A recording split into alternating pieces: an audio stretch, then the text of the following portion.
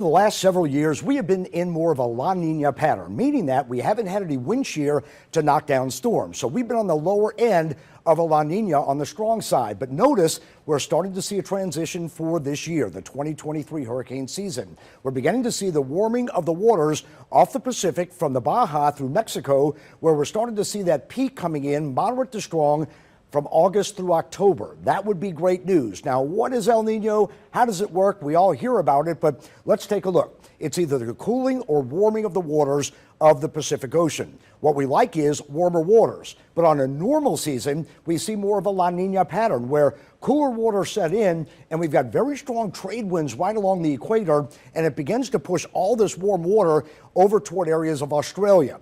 Now, when the winds weaken, this warm plume of water begins to drift back eastward, and as it does drift back eastward, what does that mean? Well, it creates upward lift. As a result, we see that upward lift with warm air as it rises. Then we start seeing a very strong jet stream developing right over the major tropical areas of the Caribbean, through areas of Cuba and Haiti, Dominican Republic, all the way out through the Atlantic. So what happens is you get that very strong wind shear going on, and any storms that try to develop, it tends to knock them down. Not to say that a storm cannot overcome El Nino. However, when we do have El Nino, it can tend to either weaken storms or keep them at bay and not growing into monster storms like we've seen over the last several years. So El Nino, it creates a strong shear wind that decreases vertical growth on cloud cover. As a result, these hurricanes can't grow high into the atmosphere, and that is good news. So this year, if we see that change, we're hoping we see less activity.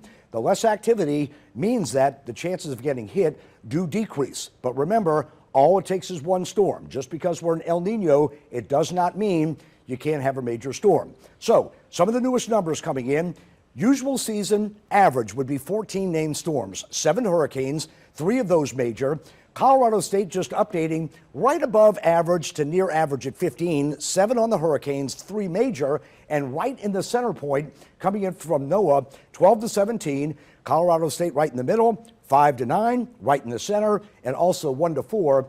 Major storms could be at 3. So once again, let's hope for a lower season, and let's hope that El Nino kicks in. So this year, you have to be prepared for the threat of a storm, but right now, let's hope it is less.